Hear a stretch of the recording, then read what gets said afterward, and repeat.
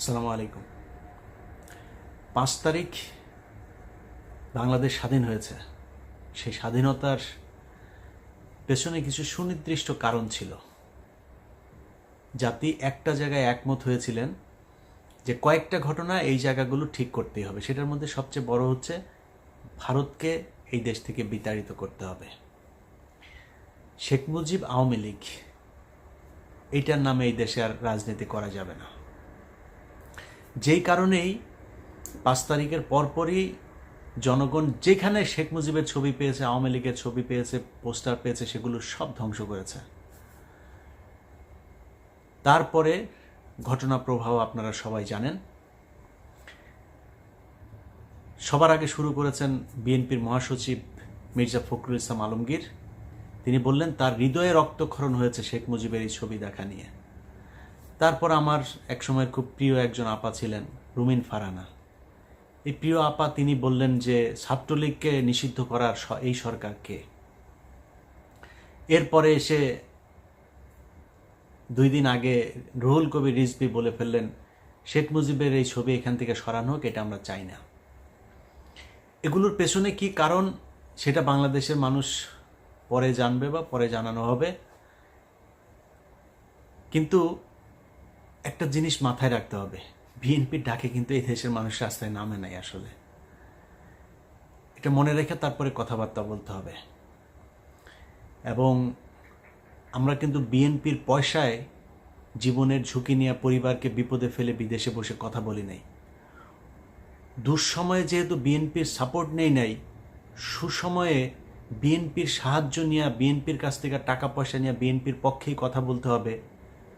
এটা আমাকে দিয়ে অন্তত সম্ভব না ইনশাআল্লাহ। আল্লাহ যদি মস্তিষ্কটা যদি ঠিক রাখেন, ওইটা আল্লাহর রহমতে কোনোদিন করব না। এই মগজ বিক্রি করে খাবো না।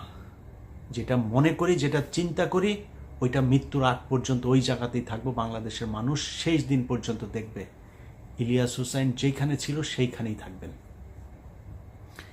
অতএব আপনারা যদি মনে করেন ভারতের পক্ষে থাকবেন, আওয়ামী লীগের পক্ষে থেকে তারপরে আপনারা রাজনীতি করবেন, 2001 থেকে 5 পর্যন্ত আসলে এত বিশাল ভালো কিছু করেন নাই। সরি, আমার একদম এইভাবে বলতে ইচ্ছা করে নাই, কিন্তু বলে ফেললাম। এত ভালো কিছু করেন নাই যে আপনাদের জন্য বাংলাদেশের মানুষ রাস্তায় নামবে। এই যে আপনার দলে এত কোটি কোটি বিএনপি করা মানুষ জীবনের ঝুঁকি নিয়েও এই আন্দোলন করেছে, এই আন্দোলনের ভেতরে জীবন দিয়েছে। অর্ধেকই তো হবে বিএনপির লোকজন, তাই না? জীবন দিয়েছে তারা। না, আপনাদের এই ভারত প্রীতি আর আওয়ামী প্রীতির জন্য জীবন দেয় নাই। আপনারা যদি নাকি জনগণের সামনে স্পষ্ট করতে না পারেন, তাহলে আমরা কনফিউজড হব। আপনাকে স্পষ্ট একটা পক্ষ অবলম্বন করতে হবে। আপনি ভারতের পক্ষে, আওয়ামী লীগের পক্ষে নাকি না, এটা আমাদের জানা খুব জরুরি। এই মুহূর্তে কনফিউজড হয়ে থাকলাম, বাট আমার মনে হয় খুব সহসায় আমরা এটা জেনে যাব। তখন আমরা আমাদের মতামত জানাই দেব।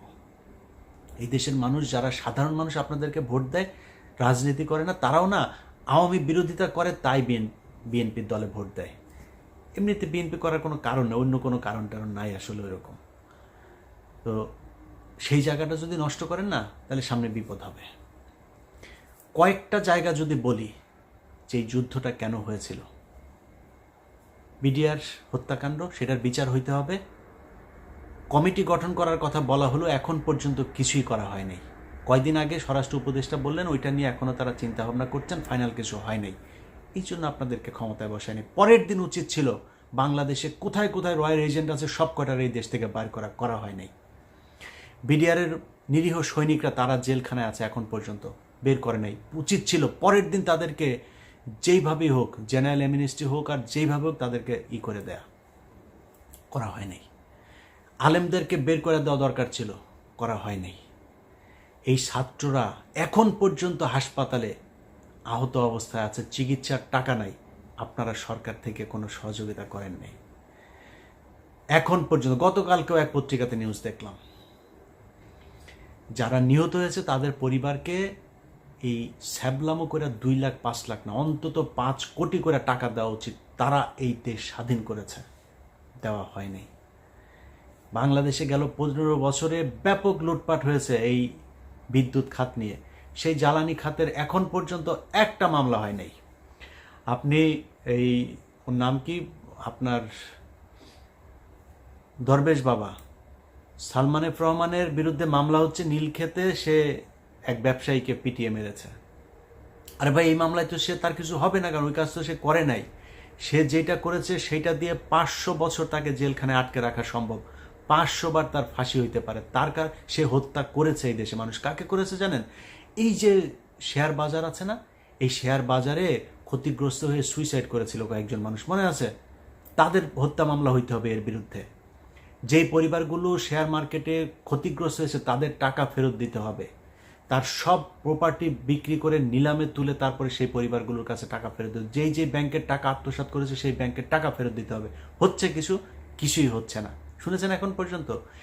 এই যে বিদ্যুৎ খাতের মিটার আপনার ডিজিটালাইজেশনের মাধ্যমে, প্রিপেড মিটারের মাধ্যমে যে কয় ইউনিট খরচ হচ্ছে কোনো কিছু জানা নাই, যা মন চাচ্ছে কাটে নিচ্ছে। সে মিটারের ব্যাপারে কোনো ব্যাপার হয়েছে এখন পর্যন্ত? কিছু করা হয়েছে? করা হয়নি। প্রবাসী লাউঞ্জ তৈরি করছে। আরে ভাই, পাছার চামড়া লাল হয়ে যায় বাইরে কাজ করতে করতে। 10 বছর 15 বছর বউ পোলাপান থুয়া মধ্যপ্রাচ্যে মানুষ বিদেশ খাটে, তার 5 মিনিট এয়ারপোর্টে যায় না, তার বসতে ইচ্ছা করে না। কখন সে পরিবারের কাছে যাবে তার ওই চিন্তা। আপনি এই বালের ভিআইপি লাউঞ্জ টাউন্স, প্রবাসী লাউঞ্জ টাউন্স করে তো লাভ নাই। তাদের জন্য দরকার ছিল 5 লাখ টাকা লাগে সৌদিতে যাইতে, ইন্ডিয়া থেকে যেতে লাগে 70,000। আমার দেশ থেকে কেন 70,000 টাকা একজন মানুষ সৌদিতে যেতে পারবে না? এইটা তার দরকার। একজন মানুষ বিদেশ যেতে চায়, তার পাসপোর্ট করতে কি কি সমস্যা হয় সেই সমস্যার সমাধান করেন। তার বিদেশ যেতে লোন দরকার, যেটা শ্রীলঙ্কা, নেপাল এইসব দেশগুলো করে, তার লোনের ব্যবস্থা করেন, বিদেশ পাঠানোর ব্যবস্থা করেন। মানুষ কাজ করে আপনাকে টাকা দিবে। এই প্রবাসীদের ব্যাপক অবদান আছে, সেই মানুষগুলির পাশে আপনারা এখন পর্যন্ত দাঁড়াইতে পারেন নাই। অতএব বটম লাইন হচ্ছে, এই সরকার একটা ব্যর্থ সরকার, কিচ্ছু করতে পারেন নাই। সবশেষ যেই কাজটা করেছেন, মোস্তফা সরওয়ার ফারুকীরে এখানে নিয়ে এসে, যেই মানুষরা এই দেশে জীবন দিয়েছে, যে আলেমরা রাস্তায় নেমে এসেছিল 5 তারিখে, সেই আলেমদের মধ্যে থেকে 5 জনকে আপনারা ধরে নিয়ে গিয়েছেন এটার প্রতিবাদ করায়। মোস্তফা সরওয়ার ফারুকীর সংস্কৃতি মন্ত্রণালয় এখন এত কিছু করার এত প্রয়োজন পড়ে নাই। এখন পর্যন্ত মানুষ খাবারের টাকা নাই, মানুষের জিনিসপত্রের দাম হু হু করে বাড়ছে, সিন্ডিকেট ভাঙতে পারেন নাই। সব জায়গায় আওয়ামী লীগের লোককে আইনে এখন আপনি বাণিজ্য উপদেষ্টা বানাচ্ছেন। এই জন্য তারা জীবন দিয়েছিল? এই জন্য তাদের কোনো জায়গার মধ্যে আপনি ব্যবস্থা নিচ্ছেন না, আওয়ামী লীগের লোকজনকে এনে এনে তারপরে বসাচ্ছেন, মুজিব প্রেমীকে এনে তারপরে আপনি উপদেষ্টা বানাচ্ছেন। এই জন্য বাংলাদেশের মানুষ আপনাদেরকে কি করেছিল? 2 জন মানুষ আছে, একজন নাহিদ, একজন আসিফ, এই 2 জনকে উপদেষ্টা বানানো হয়েছে। আরেকজন মাহফুজ আলম ছিল প্রধান উপদেষ্টার বিশেষ সহকারী, তাকে এনে উপদেষ্টা বানানো হয়েছে। আপনার মনে হয় এটা তার জন্য প্রমোশন? তাকে ওইখান থেকে সরিয়ে দেওয়া হয়েছে যাতে এই আসিফ নজরুল গং, যারা প্রথম আলোর গং, তারা এই ডক্টর মোহাম্মদ ইউনূসের কান ভারী করতে পারে। কারণ ইউনূস তো যেটা সত্য কথা, সে তো বাংলাদেশের কোনো কিছু চিনে না, বাংলাদেশের মানুষকে সে ঠিকমতো চিনেও না, সারা জীবন ছিল বাইরে। সো তাকে কেন রাখা হয়েছে? যেহেতু উনি সবার কাছে সমাদৃত, আন্তর্জাতিকভাবে আমাদের এখন টাকার ক্রাইসিসে আছে, রিজার্ভ ক্রাইসিসে আছে, তাকে দিয়ে আমরা বিদেশের সাথে লবিংগুলো করতে পারি, এই জন্য তাকে বসানো, সবাই মেনেও নিয়েছে। কিন্তু তাকে দিয়ে এখন যে এই যে প্রথম আলো সহ বিভিন্ন জায়গার এই যে যারা প্রোডাক্ট, এই প্রোডাক্টগুলোকে বসানো হচ্ছে। আপনি দেখেন ডেইলি স্টারের এই যে সাবেক ডেইলি স্টারের প্রোডাক্ট আকবর হোসেন বিবিসির, তাকে বানানো হয়েছে লন্ডনের প্রেস মিনিস্টার। ওয়াশিংটনের বানানো হয়েছে গোলাম মর্তুজা। এই গোলাম মর্তুজার কথা ভুলে গিয়েছি আমরা। 2018 সালে নির্বাচন পর্যন্ত সে যেইভাবে ন্যাকেডভাবে ন্যাংটা হইয়া তারপরে আওয়ামী লীগের পক্ষপাতিত্ব করেছিল, 18 নির্বাচনের পরে সে চুপ। তাকে সুশীল বানায় এনে বসানো হইলো কোথায়? ডেইলি স্টারে। সে আওয়ামী লীগের বিরুদ্ধে কথা বলে, এগুলো আমরা বুঝি না? এগুলো রয়ের প্ল্যান বি এর অংশ। তাদেরকে এখন এই জায়গায় নিয়ে বসানো হচ্ছে। অতএব যারা মনে করছেন যে বাংলাদেশ স্বাধীন হয়ে গিয়েছে এবং এদেরকে দিয়ে ভালো কিছু সম্ভব, আমি আপনাদেরকে গ্যারান্টি দিয়ে বলে রাখলাম যে এই যারা উপদেষ্টা হয়েছে তাদের ব্যাপারে আপনাদেরকে ব্যবস্থা নিতে হবে। তাদের বিরুদ্ধে যদি প্রয়োজন হয় তাহলে মাঠে নামতে হবে, মাঠে নেমে তাদের বিরুদ্ধে আবার ফের যুদ্ধের ডাক দিতে হবে। আমি মনে করি যারা ছাত্র আছে, ছাত্রদের থেকে আরও বেশি প্রতিনিধি উপদেষ্টা পরিষদে যেতে হবে, যারা জীবন দিয়েছে, যারা ওই সময়, আমরা এখন শুধু 2জন উপদেষ্টাকে বাইরে দেখছি, বাকি উপদেষ্টারা নাই। তারা তো জীবন দিতে এসেছিল, তারা কোথায়? তাদেরকে এনে উপদেষ্টা বানাতে হবে। ডক্টর কনক সারোয়ার, পিনাকি ভট্টাচার্য, তাদেরকে উপদেষ্টা বানাইতে হবে। মানে আমার নামটা আমি বললাম না, কারণ হয়েছে যে আপনারা আবার মনে করেন না যে আমারটা মানে আমি হইতে চাই এই জন্য আমারটা আবার আরেকজন বলবে, এই জন্য না, আমারটা বলে রাখি। এটা হচ্ছে আমি আপাতত দেশে যাচ্ছি না, এই কারণে আমার কোনো উপদেষ্টা হওয়ার যোগ্যতাও যদিও আমার নাই, বা কোনো পদে দিতে চাইলেও আমি সরকারের কোনো পদে যাব না, এই সরকারের কোনো সুযোগ সুবিধা আমি নিব না। সো আমি যাচ্ছি না আর কি। যে কারণে আমার মনে হয় এই মুহূর্তে একজন মানুষ আছে, আসিফ মাহতাব থেকে শুরু করে এই ডক্টর কনক সারোয়ার, পিনাকি ভট্টাচার্য সহ যারা ওই সংগ্রামে সরাসরি সরকারের বিরোধিতা করেছে, যারা জীবন বাজি রেখেছে, নিজেকে বিপদে ফেলেছে, তাদেরকে উপদেষ্টা পরিষদে আনতে হবে। আর এই বুইরা খাটাসের বাচ্চাগুলো যেগুলো আছে এখন উপদেষ্টা, এদের মধ্যে কেউ কেউ যদি জ্ঞানী থাকে বা আমলা টামলা তো কিছু লাগবে, ওদেরকে পরামর্শক হিসাবে রাখা যাইতে পারে। এর বাইরে জায়গা ছেড়ে দিতে হবে যুবকদের সামনে, কারণ এই যুবকরা তারা এই দেশ স্বাধীন করেছে। আপনার যদি কোনো কিছু পরামর্শ দেওয়ার থাকা, আপনি অ্যাডভাইজার হিসাবে থাকেন, ওই উপদেষ্টার অ্যাডভাইজার, আপনি সরাসরি উপদেষ্টা হইতে পারবেন। কারণ এই বুড়ার বাচ্চাগুলো একটা আজ পর্যন্ত কোনো দিন এই 15 বছরের শাসন আমলে একটা হাঁচি দেয়নি। একমাত্র ডক্টর মোহাম্মদ ইউনূস, তার বিরুদ্ধে তাও শেখ হাসিনা মামলা করেছিল, তাই তার সাথে ব্যক্তিগত বিরোধ ছিল, এছাড়াও শেখ হাসিনার সাথে তার কোনো সমস্যা ছিল না। বাকিগুলো যেগুলো আছে তাদের সাথে কোনো সমস্যাই ছিল না, বরং বেশিরভাগই এই শেখ হাসিনার কথা শুনে তারপরে তারা কাজ করেছে। অতএব তারা উপদেষ্টা হবে কিসের জন্য? উপদেষ্টা যারা জীবন দিতে চেয়েছে তারা হবে, যারা স্বাধীন করেছে তারা হবে। অতএব একদম আমাদের বক্তব্য স্পষ্ট, এই জায়গা যতক্ষণ পর্যন্ত ঠিক না করা হবে ততক্ষণ পর্যন্ত যুদ্ধ চলতে থাকবে। এবং গত এই 2-3 দিনের যে অবস্থা, তাতে প্রকাশ্যে বলে রাখলাম, আমরা এখন থেকে আবারও বিপ্লবী। এই সরকারের কোনো কাজে কোনো ধরনের সহযোগিতা আমরা করতে চাই না, আমরা সব কিছুতে তাদের বিরোধিতা করতে চাই, যতক্ষণ পর্যন্ত না এই উপদেষ্টা ফারুকী, বশির সহ যারা আওয়ামী লেসপেন্সার যারা আছে তাদেরকে বাদ দিতে হবে, এবং ছাত্রদেরকে ডক্টর কনক সারোয়ার, পিনাকি সহ ছাত্রদের থেকে কয়েকজন প্রতিনিধিকে সেখানে নিতে হবে, এবং মাহফুজ আলমকে আবার ফের প্রধানমন্ত্রী বিশেষ সহকারী হিসেবেই নিতে হবে, এবং নাহিদ এবং আসিফ তাদেরকে আরও ক্ষমতা দিতে হবে, তারা যেন সংখ্যা লঘু হয়ে না থাকে।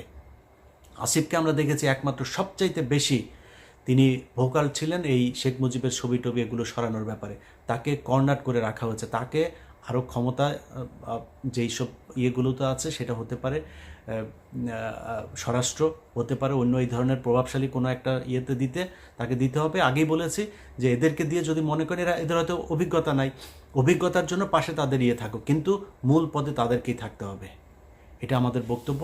এবং আমি হাসনাত এবং ঝার্জিস তারা যে আন্দোলনের ডাক দিয়েছে, আবারও সেই আন্দোলনের সাথে একাত্মতা ঘোষণা করছি, এবং বাংলাদেশের মানুষের কাছে আমাদের অনুরোধ থাকবে, তারা যখন যেটার ব্যাপারে আপনাদেরকে বলবে, আপনারা বাংলাদেশের জনগণ তাদের পাশে থাকবেন, কারণ আপনাদের সরকার এটা না।